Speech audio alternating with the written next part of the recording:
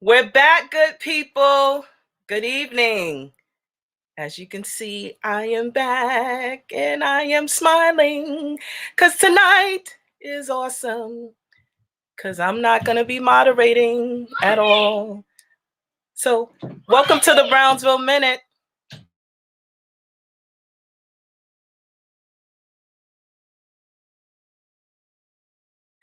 So my child is like super excited because she's watching us live as well. So I'm trying to minimize some of the noise. But welcome to the Brownsville Minute. My name is Anita Pierce and I am the host and producer of the Brownsville Minute. I am uber excited this evening because the Brownsville Minute is a place where we welcome everyone to come to share information within the residents of Ocean-Hill Brownsville. But we support East Brooklyn and all over right now. So we're excited. But tonight, you won't see a lot of me.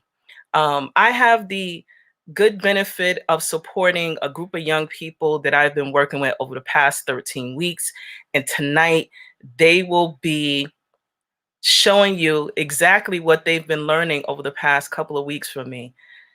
And so what's exciting about the opportunity when you have young people that trust you through a process is that they now have the opportunity to teach you something based off of what they learned. And so I'm excited because I'm actually gonna, really stop talking because we have a dynamic opportunity to be able to interview one of the mayoral candidates who's bidding for one of the top spots in New York City. And as we all know, there is a lot of changes that have happened, specifically as we're in the midst of the pandemic, as we are in the midst of all the changes that have happened politically, socially, and economically. But this platform is open for everyone to be able to become informed, to share information, and we want to make sure that all the voices are heard. However, I do want to put a disclaimer that coming on the show is not, we don't endorse any candidates. So I don't want anyone DMing me saying, well, why did one candidate come on versus the other? So I just wanted to put that out there that we extended the invitation to all of the candidates that are still in the race. And Mr. Mateo was the one who accepted our invitation. And the place is still open. So if you are still interested, the doors are open and Imani will be happy to interview you. So I'm going to stop talking because I am overjoyed at bringing to the table one of my youth ambassadors, Imani Jones. Imani, you're on mute. And Imani is going to interview Mr. Mateo and also, just share a little bit about who Imani is and what Imani brings to the table. So bye, everybody. See you later. All right. Well, I guess it's just me. Good evening, everybody. As Anita said, my name is Imani Jones. And I am a writer, director, and performer. And this is my very first show at the Brownsville Minute. I am so excited. I am a little bit nervous, but we're going to get through this together. So a little bit about me. I was born and raised in Brownsville, but my family is from St. Kitts and Nevis. I love musical theater. In fact, I'm a musician, and I hope to bring theater to Brownsville, in a larger sense, at a larger scale. And I voted for the first time in 2016. That was the time. We all can remember the 2016 election. And that was my first time ever getting involved in civic engagement. And here I am. I want to do more of that because here at the Brownsville Minute, we want to promote conscious conversations. I believe that when misinformation is spread, it takes away your power to choose what's best for you. So by sharing information and making resources accessible, we are reclaiming our power to make educated decisions. And I want to make these changes together. So to start that, we're going to interview one of the New York City mayoral candidates, Mr. Fernando Mateo. And before we bring him out, I just want to say, for those who don't know, the mayor is they're our chief executive official. So there's a lot that the mayor does. They have the power to appoint and remove commissioners for over 40 city agencies. That's the police commissioner, the fire commissioner, the commissioner of health, school chancellors, and criminal court judges. They are responsible for planning and operating the city's expense and the capital budget, as well as managing any finance plans. And they also serve as board for certain cultural institutions like the Brooklyn Botanical Garden, different museums, Lincoln Performing Arts Center, all that's in the cultural institutions group. And lastly, the mayor has all residual powers of city government that are not otherwise delegated by law to another official. So those are some of the things that the mayor does. So without further ado, I'm going to bring out Fernando Mateo. Hi. Hi, Mr. Mateo. Nice to meet you. I'm good. How are you? I'm fine, thank you. So let's just jump right in. Mr. Mateo, immigrant, businessman, activist, and deputy sheriff.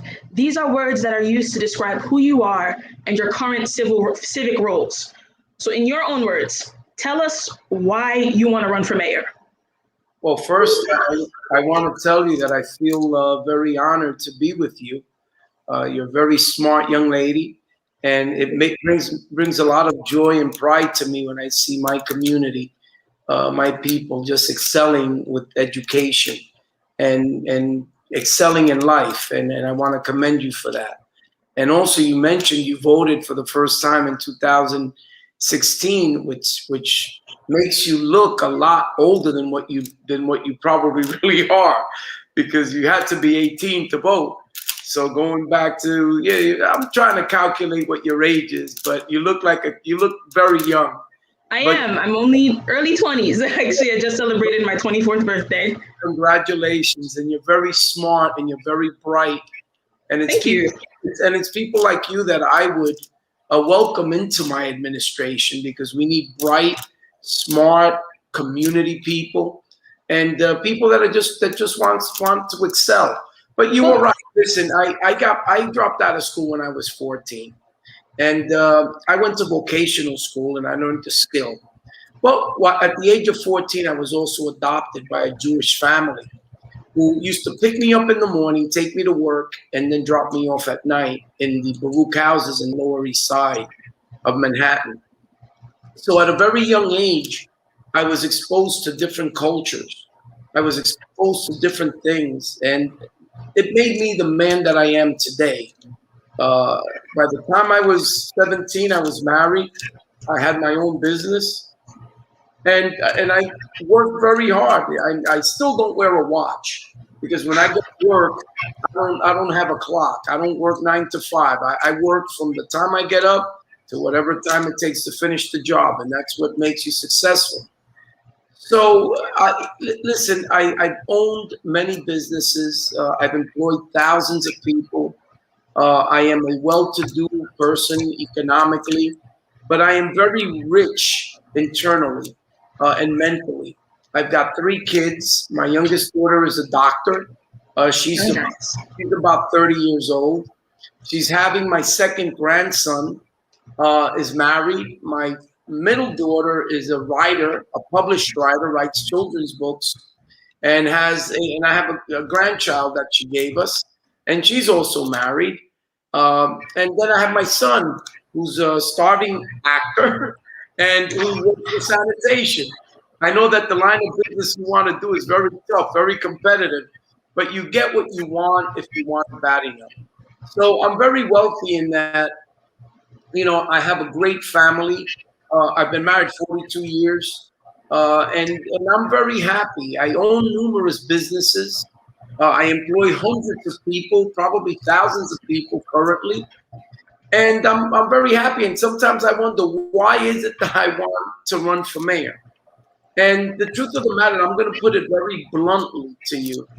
And it's not that I'm a person that believes in parties so much, but I am a Republican. I'm an urban Republican. And the reason why I'm an urban Republican is because I've never believed in anyone telling me how much I should be worth, how much I should earn, where I can live, what kind of car I can drive, what time I have to get up and go to bed. And I feel that when you depend on a job or you depend on government, you tend to always want to be a Democrat. And that's why I'm a Republican, because I want the sky to be the limit. I don't want my Can you define for us, for the audience, what an urban Republican is? Sure, an urban Republican is someone that grew up in the outer boroughs. When I say the outer boroughs, in the poorer communities of New York, someone that was able to excel at a very young age, because in my mind, I can be anyone I want to be and I can achieve anything I want to achieve. But I came back to my community and I spent a lot of time giving back to those needy people. In 1989, I went to Rikers Island and I started a school there, teaching, training, and employing first-time nonviolent offenders. And guess what? The students that I had were Black or Spanish, and those were the kids that I taught and I trained, and I got them jobs, good paying jobs in unions when they were released from jail. I'm an urban Republican because in 1993, I started a program called Toys for Guns. Toys for Guns got 3,000 guns off the city streets in 3 weeks. You probably weren't even born back then. I was not. My sisters were. But you could ask your parents. They would know what Toys for Guns was. It was the biggest thing that hit New York City. No one had seen such a brilliant a way of getting illegal guns off the streets, off of the hands of the right people. And in 1999, I started a program called the New York State Federation of Taxi Drivers. And I represent 30,000 cab drivers. And at the time, in the 80s, the 90s, drivers were getting killed 2 to 3 a week. And it was a pandemic that was terrible, and no one was doing anything about it. So whenever you see a camera, a partition, and a cab, I'm responsible for that. And I'm also responsible for saving thousands of lives of cab drivers. And I did the same for bodegas. You know what a bodega is, because of course you have bodegas in your neighborhood, right? Of course, well, yes. Bodegas, they would get looted, robbed, assaulted, killed very frequently until we formed our organization called the United Bodegas of America. And the reason why we did all of this was to create partnerships with communities, with the law enforcement, with government, pass laws that would benefit or punish those that were committing these type of crimes. So what defines me as an urban Republican is that as a Republican, I've done more work for the Democratic communities than what I have for the Republican communities, because Republicans really don't need that much help. So I take pride in saying I'm an urban Republican, because I would love to see people like you and people that just want to excel in life to understand the definition of what parties mean. And it's not about anything other than wanting to be to progress in life and be better and do better for your family and your children. And when you get married and you have children, you'll understand what I mean. I'm sure I will. And just for those who don't know, so a little bit about Mr. Mateo. Yes, he started the Federation of Taxis. Your dad was also a taxi driver and the bodega owner. Yes, he was. Yes, he was. So it makes sense that you have all of this background and you are passionate about that community, our community in general. As far as, making this happen, if elected, what policies are you planning to prioritize for New Yorkers? Well, first and foremost, I want to get our public safety back.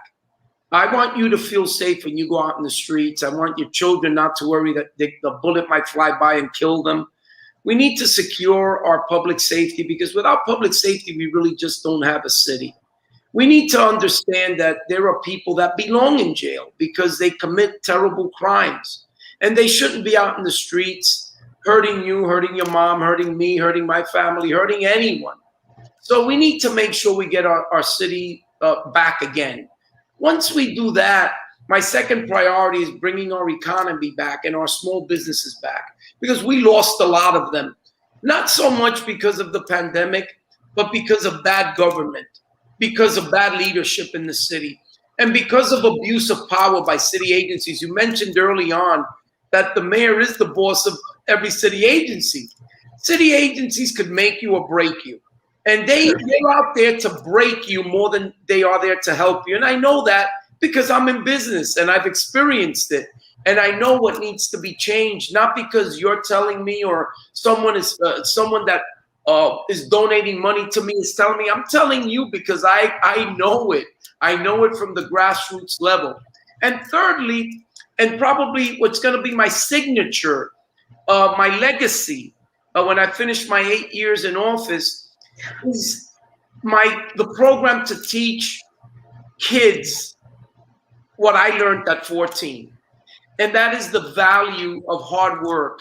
You know, when you have a child, you teach them how to walk, you teach them how to eat, you teach them how to go to the bathroom, you teach them everything, right? Yeah. It comes a time where these kids feel that they know more than you. I know it because I've got kids, and I was a kid, right? I knew more than my parents did because I was a wise guy, right? So what I want to do is make sure that there's a hand there. So that kids that are 14 through 18 can hold and be able to enter corporate America, be able to enter and work in a small business, be able to work in any and every city agency. I want a job for every kid 14 through 18 that is going to school, after school, part-time, all year round. Why? Because our kids don't learn the values of hard work. They leave school, their parents are working, sometimes it's a single mom, while their kid is out there doing things that he shouldn't be doing. If you can put a kid to work at Facebook, Google, the health department, the police department, a bodega, a supermarket, anywhere where that kid can learn direction, that's what I want to do. Because that's what was done with me. It taught me that the color of my skin didn't matter. What mattered was what I had here. What mattered was how I behaved and I conducted myself. People looked at me. I dealt as a kid with very wealthy people. I used to sell baby furniture. I used to sell carriages, cribs, strollers, high chairs. And guess what? I was the best at what I did. So when a customer came in, they would ask for me. Although I was a kid, they believed in me. Why? Because I knew my product from its nuts and bolts. And I could educate them as to what was best for their child. Okay? And that taught me the power of being able to communicate. And that's half the battle. Half the battle is communication. And when you learn how to communicate as a kid, it will be with you for the rest of your life. I agree with that. That's what I want to do as mayor. That will be my signature universal program that I will work on so hard, because I know a kid that's 14 today, in 7 years, when I'm almost done with my second term, he will be 21. And I could either have a criminal in jail, or I could have a very successful young man with his own business, or working, earning a good living, or doing something that he believes he could make a good living from. That's an incredible plan. And I believe this plan is outlined. It was just released on May 13th. That's your jobs and safety agenda, correct? Yes. You know, I don't have policies because policies are for politicians, and I'm not a politician, and I don't like politics. But I believe that I am the only person that will give you the truth. You know, you get the real deal with me because I don't know politics. And politicians, one thing I know about them is that they lie. They do never, very rarely do they keep their promises. Very rarely do they fulfill, or do they do what they say they're going to do. I don't have a reason why I can't fulfill or do what I want to do. Those are my goals. So would you say you're running as a politician? You're not running as a politician, you're running as a businessman or as a educator? How would you say you're running? I'm running as an urban Republican. You know, that's the definition of an urban Republican. Someone that wants to bring people up from their bootstraps and elevate them and escalate them and take them to that next level. I want to end poverty if I can. And the way you end poverty is by taking our kids and teaching them the right way to make a living, giving them the opportunity that they want, because believe it or not, a lot of kids aren't going to be like you or like my daughter that's a doctor. They're going to want to be an electrician. They're going to want to be a plumber, a carpenter, a general contractor. Absolutely. They're going to want to do other things that they could actually make more money than someone that is educated. But they will be educated in a different way, in a way that they can earn a good, decent living. That's one thing that no politician has emphasized in New York City ever. Is increasing like vocational training in technical schools? Exactly. Vocational training, we have maybe 20 or 30. I would increase that to 100. Rikers Island, I wouldn't shut it down. I spent 3 years there. I know what's on the island. What the island needs is schools, vocational training schools. When these kids are doing time waiting to be sentenced, they could be learning something that's productive for them so that when they're released, they can get a good job. And as mayor, I would tell every contractor that gets a contract with the city to hire these kids on the job sites, to make sure that we help those that really need it. Because a lot of the times it's just lack of opportunity. You know, we fail our people, we fail our city because we don't look at the real reasons or the real areas that we need to focus on. And I don't blame the politicians because most of them have never worked for a living. Most of them have never owned a business. Most of them have never opened a store or closed a store. They've never met payroll. They've never paid rent. They've never paid taxes. They've never paid anything. They've earned a living off of taxpayer dollars. And you got to change that. We've got to change that mindset. We have to change the amount of people who can get away with that. Yes. As far as the youth, is this going to change anything as far as OSHA is concerned, the Occupational Safety and Health Association? I might get those acronyms wrong. No, you're right. But no, OSHA, what OSHA does is OSHA regulates safety. OSHA regulates and makes sure that a job site is safe and it's a safe place to go to. So no, it will not change OSHA. Will these kids be able to get OSHA certified is what I'm saying? Will you have to be of a certain age, but at a young age, you could learn. I'll give you an idea. You're an African-American woman. I'm a Hispanic immigrant. Here we are in this country and we're saying to ourselves, gee, where are the opportunities, right? Now, as a kid, you go into work in an office building where you've got to get dressed appropriately, right?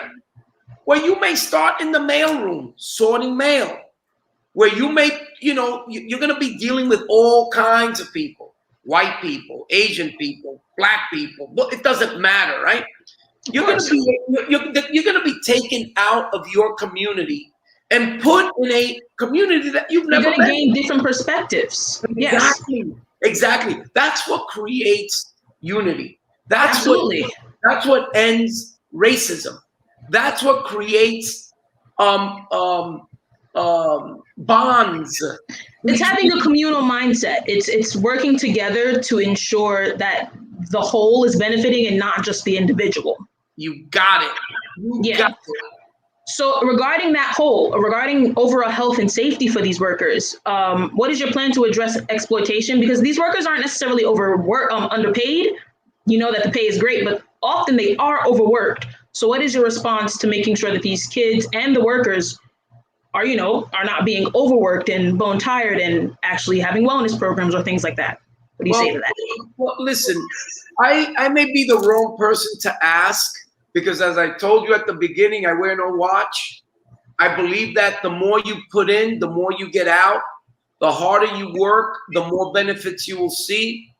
The harder you work, the more progress you will see in life. That's the way I see it. Now, with kids, it's very different. They're going to be working 4 hours a day. They're going to be working after school. They're actually going to be learning and being trained to learn something. So There's not going to be that kind of hard work or abusive work or anything like that. Listen, I used to go to work sometimes at 6 in the morning, and it was 6 in the morning the next day, and I was still on the job site. And guess what? When you work hard, you reap the rewards. So I never tell anyone, and I've never said, you know what, you're overworked and underpaid. No, you'll get paid for what you've done, but when you do it for yourself, or when you're learning something, you know what I used to do at 14? I'll tell you. I used to go to work. They used to pick me up at 8 o'clock in the morning. We used to work until 6 in the evening, and then the store would close. And the owner of the store would stay inside painting and fixing and assembling and doing it. And you know what I would tell him is, can I please stay? Don't pay me. I just want to learn what you're doing right now. And you know what? Sometimes I would stay 4 hours extra. He didn't pay me, but guess what? My big payday was what I learned. You can't pay. You have a hard work ethic. Yeah, but you believe that hard work, yields results. Yes. And that's what we need to teach our youth. That's what we need to teach our kids. What about people who say that these types of skills should be implemented back into the education system? That instead of necessarily payment, that these kids should be learning skills in school, that is what school is for. That is why vocational schools are important. Because when a kid hits high school, he will know whether he's going to drop out the way I did. He's going to know whether he's going to go to college. He's going to know whether he's interested in anything. At that young age, kids are not dumb. Kids are very smart. If you take yourself back to when you were 14, I'm sure you were just as smart then. Maybe you weren't as wise, but you were smart like you are now, right? Yeah. You got to teach people, and you got to let these kids know that they're bright. You got to let them know that they're smart. You have to find what they like in order for them to excel. They may not excel in math or reading or, just literature, but they would excel as electricians. They would excel as plumbers. They would excel as carpenters. And you know what? When you're an electrician, you can have your own contracting company. You can build homes because you are the electrician. You're the plumber. So you're creating options for youth, basically, as in alternative options, like, yes, vocational schools, but these are alternative options for students, basically enhancing those programs we already have for youth to create a more individualized education program for them? That is correct. You hit the nail on the head. In regards to education, how will you go about increasing financial literacy in the city's education system, especially in these communities that are underfunded and disenfranchised? Well, listen, the Board of Education has 50% of our city's budget. Okay? That is, that's more than some country's entire yearly budget. You go to Haiti, and that we spend more in our schools than they spend in the entire nation, right? Yeah. I think that there's a lot of waste. I believe that, a parent should have the right to send their kids to the best school systems that they believe their kids can go to. Shouldn't all kids have access to a best school system, though? Yes, absolutely. But parents should have the option to say, you know what, I want my kid to go to charter school or public school or Catholic school or whatever school the parent decides they want their kids to go to. Every school will be good. Some will be better, but the parent should have the option of where they're going to send their kids to school. Listen, I dropped out of school. I was bullied because I was a hick, okay? I didn't know how to dress. I didn't know what time it was. So people would laugh at what I would wear. At the time, there were two labels of sneakers. There was Converses and Pro Keds. You wouldn't know that. But I love Converses, actually. But you know what? Converses were the sneaker. but they were like $20. They were expensive, right? But cons used to put out irregulars, where they used to turn the sneaker around and they would stamp it because the line was a little crooked or because of whatever. So I used to wear Skippies because that's what my parents could afford. Yeah. Skippies used to cost $5, right? My mom wasn't going to spend $20 on Converse. But when we realized that they sold irregulars, I'd say, Mom, get me the irregulars. You know, I'll take those so that kids wouldn't make fun of me in school, right? So now I go with my cons and they would say, turn them over, flip them over. I bet you they're irregular, right? And, you know, it was like you could never win. Yeah. So I was so intimidated. I said, you know what? Better for me not to go to school. But one thing that I would also do is when you go, have you traveled like to Jamaica or Yes. the Dominican Republic? I've been to Jamaica. Okay, when you see students coming out of school, what do they look? How do you identify them? They're in a uniform. They're in a uniform. Why? I wore uniform. Okay, great. You know why? I believe that our public school system, kids should wear uniforms. Why? I'll tell you very simply. The intimidation, the bullying, all that will go out the window. It has to end. It has to end. Why? Because everyone's dressed the same. Exactly. Everyone's dressed the same. You know, there are parents that have called me and said, Fernando, what can I do? You know, these kids bully my son. He got home barefooted today. They took his sneakers. Or they took his coat. He got home freezing because they robbed his coat, right? If everyone dressed the same, there'd be nothing to rob. There'd be nothing to fool. Kids would be focused on going to school. So I'm only speaking from experience. And I know that the experience I have could make our city much better than what it is today. Most politicians buckle under pressure. Why? Because they have endorsements. I don't want endorsements from any union. I want your endorsement. I want the people's endorsement because I will be the mayor for the people.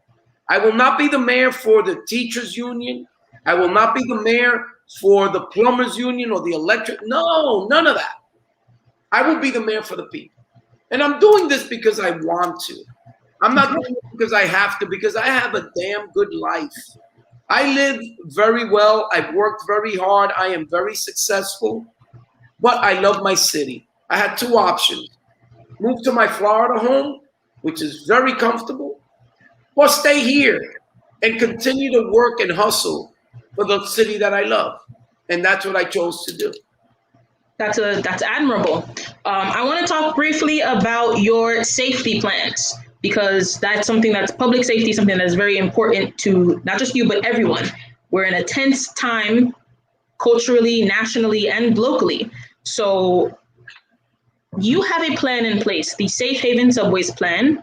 It's 8 parts. I suggest that everyone look up this plan. We'll hopefully have the links up for you guys to take a look at. But I just want to ask, because in this plan, you mentioned having specialized safety teams to engage with the homeless and the mentally ill. What safety regulations are you planning on having in place to protect everyone involved in these situations? What are your opinions on having cops, and how are you planning on addressing or fixing the tense cultural climate between law enforcement and citizens? Can you give some opinions about that? Sure, I can. Of course. Listen, we all know that there are good people and there are bad people. Cops are no different. You know, they're people like you and I. You know, I have 2 nieces that are cops. I'm sure you probably have friends that are cops, right? These are not bad people. They're not bad people. They put on a uniform because they want to go out there and do the right thing. But like everything else, in the streets, you have criminals. And in the police department, you have cops that abuse their power. Everything is about abuse of power and the leadership that you have moving forward. Absolutely. Right now, we have no leadership in New York City. Our police department has no one to really lead them and guide them to do the right thing. And we also don't have a mayor that can lead and tell the people to respect the police officers because they're law enforcement. Listen, if something happens to you, if you go outside and you get somebody hitting you with a brick in the head or robbing your pocketbook or God forbid you get shot, who do we call?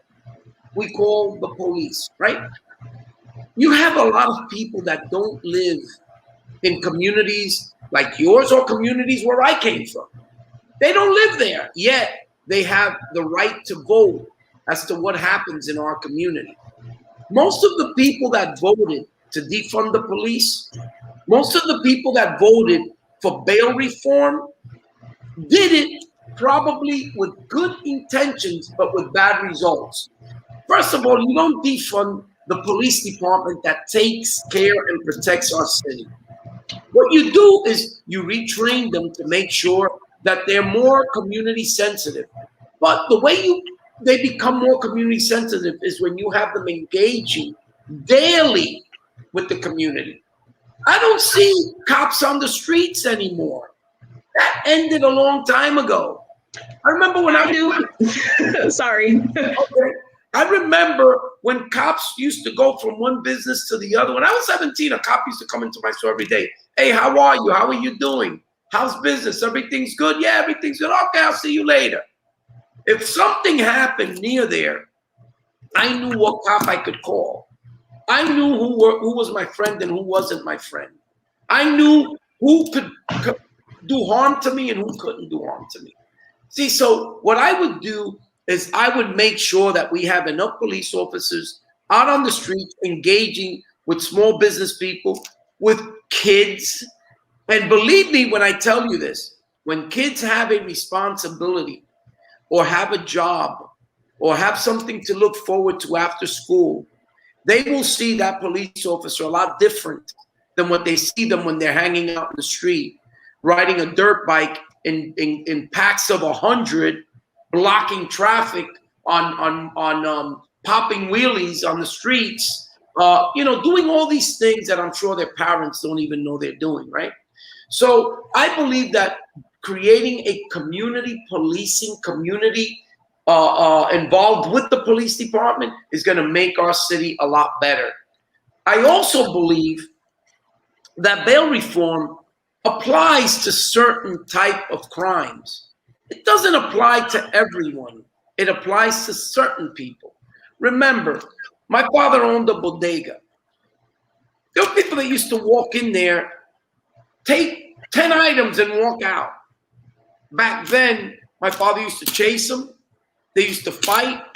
They used to take the merchandise back, and that was the end of it. Today, they pull out a gun and they shoot you. So if somebody comes into your small business where you're really hustling to try to make ends meet, and somebody comes in and robs you and has a gun and threatens you, or a knife and threatens you, and he is arrested and released a few hours later, what does that mean? That means that there's no law and order in our city. I don't care who you are. There is no, under my mayoralship, there will be no privileges when you commit a crime, because a small crime eventually becomes a bigger crime. You catch a guy with a gun today and you let him go, tomorrow you'll arrest him because he shot somebody. And it could be your kid, or it could be your mom, or it could be your dad, or it could be my cousin or my aunt or whomever, right? So you need to make sure that you reform bail reform and you refund the police the money that they need to get the job done properly. For example, let's say you're robbed, you're attacked, but you're by a train station. Downstairs on that train station, if you run down that tunnel, you're going to find help. Someone that can assist you. But right now, if you run into that tunnel, you may get robbed a second time or attacked the second time. So those are the kinds of things. We need to bring public safety to our streets in order to bring our businesses back, in order to open up our city. You can't open up a city with the type of crimes that are being committed. Crime is up 200%. It's insane what's going on. Looking at areas where crime is higher, for example, areas like the one that the Brownsville Minute is focused on, Ocean-Hill Brownsville. There are socioeconomic disparities there in areas that are over-policed because the police are often in the area. As someone that lives in the area, police are around. You know, they're not always there on the scene on time. They're not always. There are issues with citizens and the local law enforcement in areas that are already over policed. You know, Well, let me ask how do you something. respond to people who are feeling threatened by the police just by existing alone? I don't believe that the police should be out there threatening. I also believe, listen, that if you grew up in Brownsville and you became a police officer, you know your community because you come from Brownsville. I would assign you to work in Brownsville. Why? Because you know the people, you know the community. The people in that community will not feel threatened by you because they saw you as a kid. They saw you growing up. They know that you're not there to threaten them. They know that you're there to protect them. So I believe in bringing policing back to their communities. Wherever they're from, you should police that community. I think that's a step. Making police civil servants to the community in which they are meant to serve, in a sense? That's correct. Yes, absolutely. Listen, cops are civil servants. They should be, yeah. But people are threatened. People feel terrified of cops, and I think that's a problem. Well, you know what? What happens is when you take someone that grew up upstate and knows nothing about New York City, and you put them in Brownsville, I mean, what do you expect? Exactly. So once again, it's about leadership. It's about communication. As mayor, do you have a list of people that you plan to work with or that you endorse for the other officials that are being elected or that you would want to work with? You know, police commissioner. Do you have anybody in mind? Do you have a list of people that people can reach out and look at? Does that make sense? I do, but I'm not. I cannot give you the preview on that. But it's a good try. You're smart. You are smart. But I do. Listen, understand one thing. This city is comprised of immigrants. It's comprised of immigrants from all over the world. This is the melting pot. When you go into every major community and you walk into any of those businesses, ask them, take a moment and ask them, what's your nationality? Where you come from? Oh, I come from Jamaica. Okay, where you come from? I'm Dominican. Where you come from? I'm Colombian, Ecuadorian, Mexican, Chinese, Indian. You know, the city is full of diversity. We've never had a mayor that's an immigrant. And the city needs an immigrant mayor because, you know, it's time for us to melt together, all of us, once again. And we don't have that leadership right now. And everyone that's running for mayor in the Democratic Party, most of them are lifetime politicians. So what we're going to get, if I don't win this mayoralship, you will get another 8 years of what we just had. And I don't think we want that as New Yorkers. I could not do it another 8 years.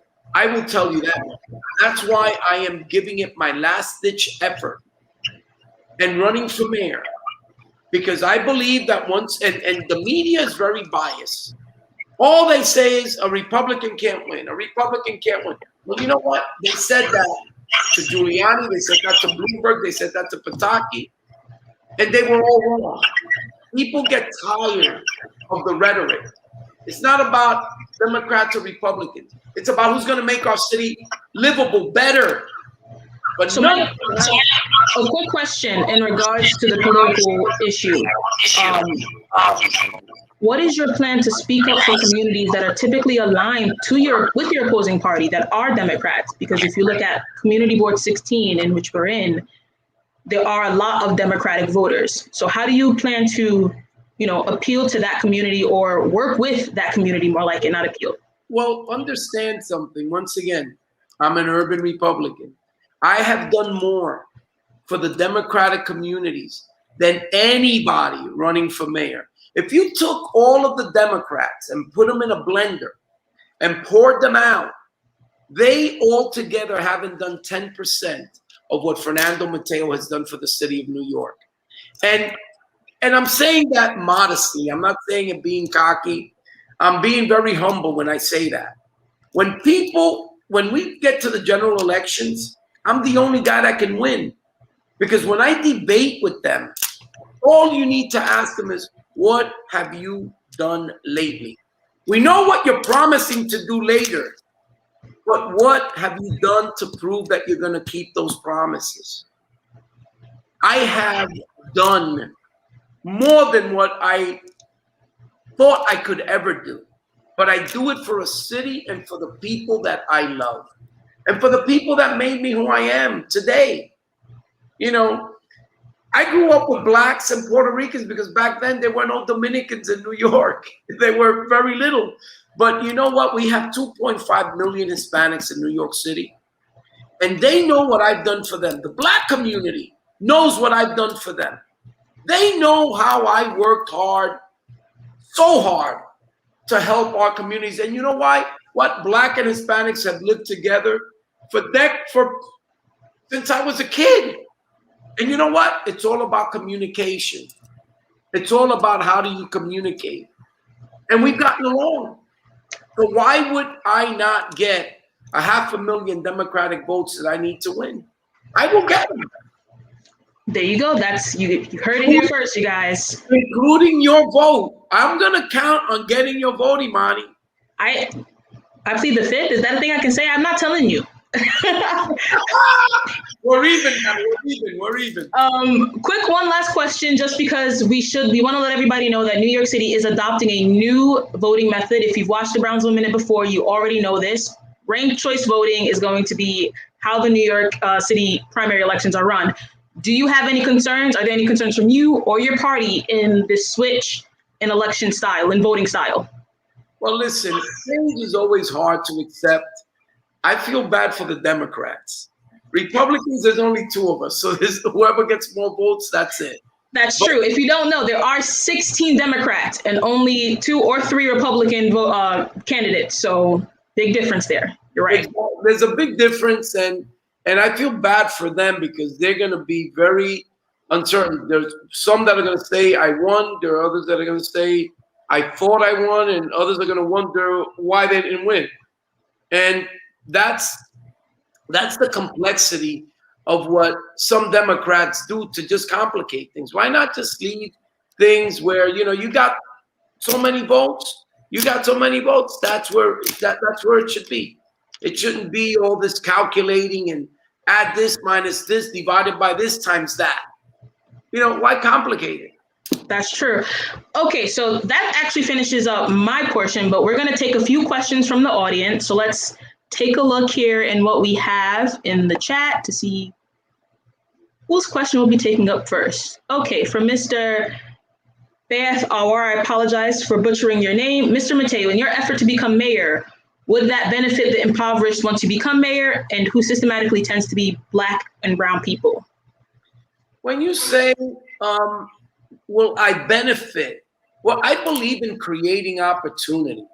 I don't believe in giving anyone anything. I believe in creating opportunities. The only people that I believe are entitled to get anything for nothing are seniors, people that just can't work, disabled, people that just can't get up there and work.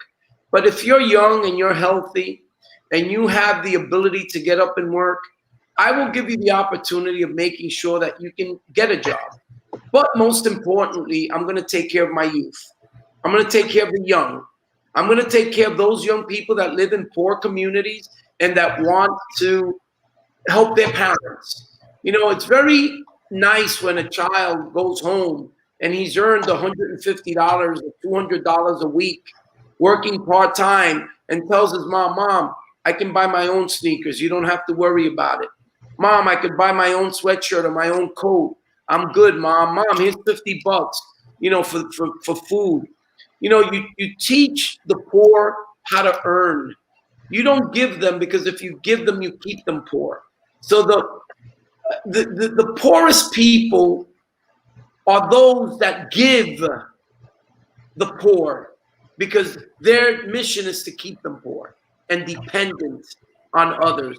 I want people to depend on themselves. And that's the kind of mayor I will be. Okay, the next question is, Mr. Mateo, you pointed out earlier that politicians lie. Once elected, will your transparency remain the same individual? I've been the same guy since I'm a kid. I believe that the only thing that a person has in life is his integrity. I could make all the money in the world and I could spend all the money in the world, and if I have no integrity, no one will ever trust me, no one will ever believe in me. All I beg you all that are listening is remember, your integrity takes you a long way. I can tell you a story about my first credit line, but it may take too long, and I know we don't have that time.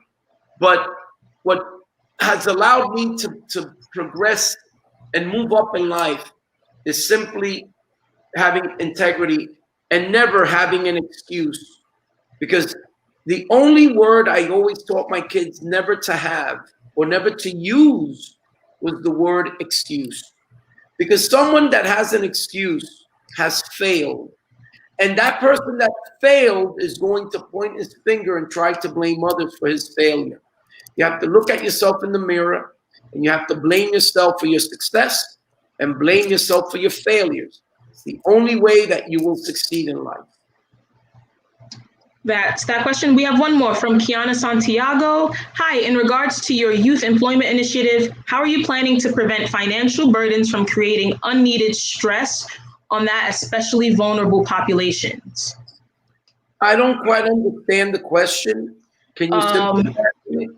How are you planning to prevent financial burdens or from creating unneeded stress on that population for the youth program? I think the youth, listen, it's an optional program. It's a program that will allow kids an option, either to hang out or to be productive. But you need to give kids an option. If you don't give them an option, then they'll never succeed. I believe in always giving kids the option to succeed. And if you get their interest, they will excel.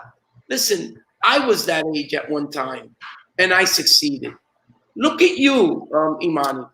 You're 24 years old. I'm sure that at 14, you were already a success.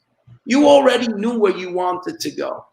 Your level of education teaches me one thing. You're going to go places. But you're going to go places because you want, you're hungry. You have that burning desire to be someone. You have that burning desire to one day walk out of your door and walk into a lawn or walk into a building that you say, wow, you know, I've achieved, I'm working, I'm achieving. You're in the listen, we're all in the United States of America. If you ask me, Fernando, what's your biggest asset? You know what my answer will be? What's your answer? Being in the United States of America is my biggest asset. People die trying to come to this country looking for the opportunities that we have at our doorstep. We just need to get up in the morning hungry, with the desire to achieve what we want to achieve, with the burning desire of wanting to succeed and then come back and help your community. You know, I couldn't have done everything I did if I wasn't successful. I had to first become successful, and then I was able to help others. And that's what I will do as mayor. I will be the best mayor this city has ever had because I have a plan and I know how to execute it. And I will never break my promises. I will work every day to make sure that we deliver what we're supposed to deliver to people. And once again, I'm not a politician and I don't like politics. Thank you so much. And one more question is, how do you expect to maintain, or how do you, I guess it's children to maintain balance between work, family, or school structures and prevent exploitation from the child's own families? Listen, I believe that first you create opportunity. If there's no opportunity, none of this will exist, right? You create the opportunity. That opportunity will help the child and mentally and physically. And it will help the parents because they know that while they're working, their kid is also working, learning, doing something productive. because it's not just about the work. It's the learning process. It's the ability to be able to master something, feel that you're learning something, feel that you belong to something, feel that you can achieve something. That's what it's all about.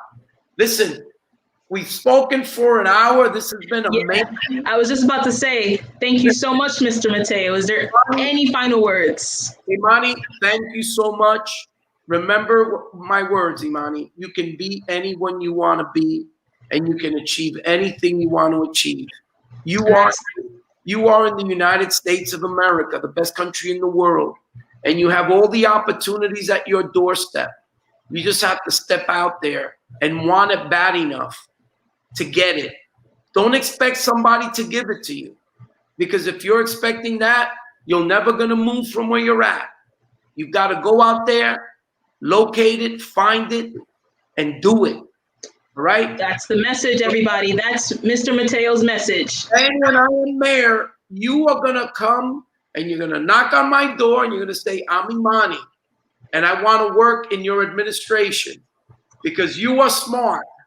And you are smart, and I need smart people. Have a nice evening. You too. Have a wonderful evening. Thank you so much for joining us. Thank you. Bye-bye. Bye-bye. I just want to let everybody else know, thank you so much, everybody, for joining us tonight. Anita's going to come back and wrap up the show, but this primary election also includes other municipal offices. So we have public advocate, comptroller, borough president, and city council elections. So that link down below is for information on ranked choice voting. And Anita, thank you for giving me this opportunity. You think you off the hook just like that, Imani? Maybe. No. So thank you everyone for joining. Imani will be one of our featured contributors to the Brownsville Minute. This was not the first time you will see Imani. She just so happened to have, completed a program that I have been supporting. And there you have it, the final project. We are super proud of you in your way of interviewing. So I'm going to put up some shout outs because the community is watching you, Imani. LaShawn says, go Imani, excellent interview. Yeah, we are super proud of you. So I didn't want to pull you behind and talk behind your back. I want to talk and show you love because we are super proud of you. And so thank you so much. We are definitely looking forward to having you continue to educate us about some of the things that we need to know within the community. Your ideas are wanted and needed, and this is what we should be doing across all communities. Encouraging and bringing the young people to the table. This is what our future looks like. So I'm going to put some more shout outs because it's not over. Oh my gosh. Thank you, Bethany. The team is very proud of you. So again, you got to really know that you did a phenomenal job. And every time I bring a young person onto the Brownsville Minute, I just sit back. I have to fix my eyes because I'm crying backstage because you are doing such an amazing job. So Ilana says you did an awesome job. You guys too kind. So shout out to Imani. And if you see Imani within the community, show some love. We will be masked up, but definitely show Imani some love. So thank you so much, Imani. Thank you for having me, Anita. In like a few minutes because we're going to wrap up the show. So stay tuned.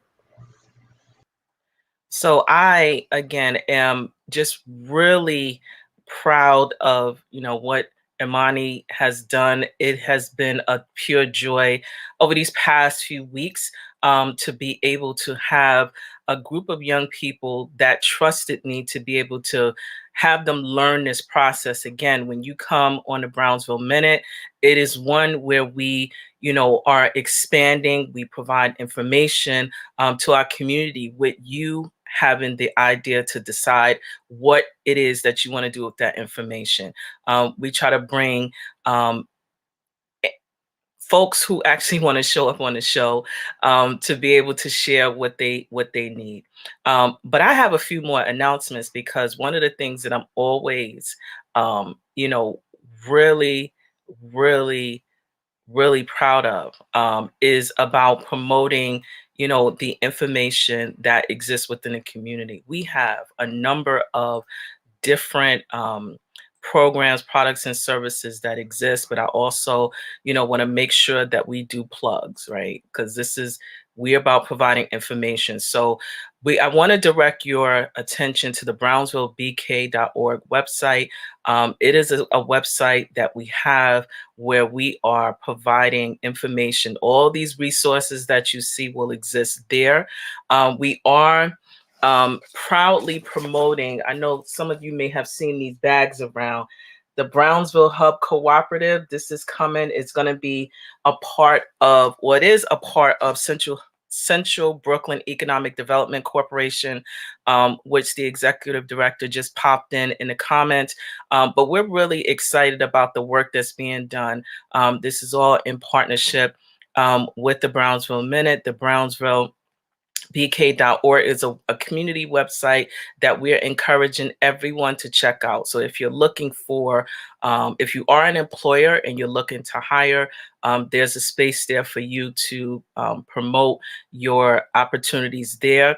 If you are looking for employment, there is an opportunity for you there's a space there for you. Community-based organizations, if you're looking to promote your events in addition to the Brownsville Minute, there is a space that you can occupy there for you. So check the link that's scrolling. It is the brownsvillebk.org that you can check out, and the information is there. And I also wanted to do some other real soft shout outs just to, some of our community partners within the community that's scrolling down. And wanted to make sure that they are acknowledged, because you can see the Brownsville Minute live on all of these broadcasts. They have been really gracious in providing support and making sure that the Brownsville Minute is shown on multiple platforms, so that you, the viewer, you, the employer, you, the auntie and uncle, can have the opportunity to watch the Brownsville Minute at your leisure. So I wanted to also put up some reminders about, some of the older episodes. If you have missed some episodes, we don't remove them. They stay on the social media platform business pages of our partners. So at your leisure, you can watch it. But I also wanted to just put up some other reminders, because there are a number of small businesses that may need resources.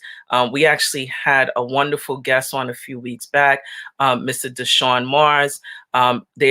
He's the senior director at the Brooklyn Chamber of Commerce, and they have a resource network.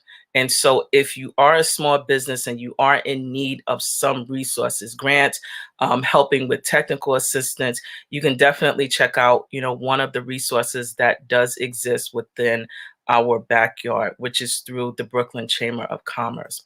I also wanted to just quickly, just shout out, some of the other contributors. So while it was just Imani on the episode today, there were a number of young people who have been really dedicated and also are now working on another event that is going to be happening on Saturday, June the 5th, which is the Community Board 16 virtual conference. So I'm going to show a quick video so that you can see, and I want to shout out Ilana, who actually did the video. So I'm going to play it right now.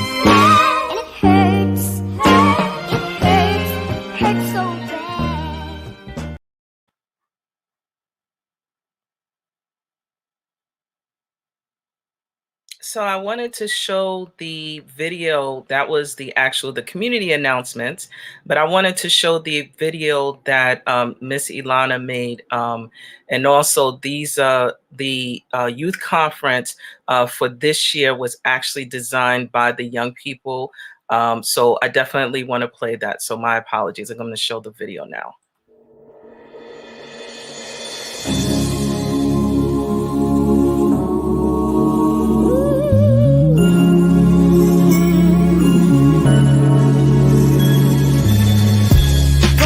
Strikes against you, trapped in poverty, generations of injustice and inequality.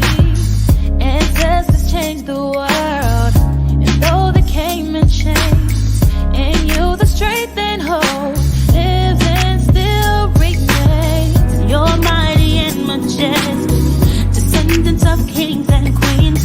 Royal blood flows through your veins, children of the dream. Hold your head up high. Keep reaching. No matter what, I know you can take it. No doubt about it. You're gonna make it. You're royalty. You are royalty. You're royalty. We got a message from above. You ain't no thug. You're royalty. Royalty. Brother, you're a king. Sister, you're a queen. Children of a dream. If you've never been told, time for you to know you're royalty.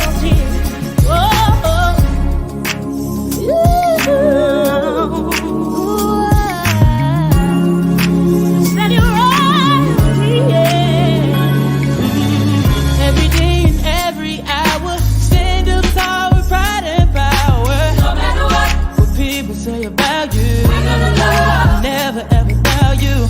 Keep pushing, give it all you got. Don't stop till you reach the top. So hold your head up high. Hold your head up high. Keep reaching. No matter what, no you can take it. No doubt about it. You're gonna make it. You're royalty. Oh yes you are. So that event is going to be on June the 5th. We are going to be sending out additional email communication through our community board and also through our partners within the school district. So be on the lookout. If you have a young person who is in middle school through high school, we are encouraging it. This program was designed by young people. Again, we took a step back and allowed the voices to be heard. So we are encouraging all to support the efforts of the young people. So I think that's all I have for this evening, because I need to give Imani some virtual hugs, because Imani is going to be back again. And I hope that you all really, really enjoyed the work and the efforts that Imani did this evening, because I am super, super proud. And so on that note, thank you for joining the Brownsville Minute. We will see you again next week. We have a number of wonderful episodes that are coming up. And don't hesitate, if you want to be on to voice your opinion, you want to be on to share your information, the Brownsville Minute welcomes you. This is not a show where you have to go through 901 different people just to get on the show. Please like, follow, share, encourage others to support the Brownsville Minute, and we will see you next time. Thank you so much for joining. Take good care.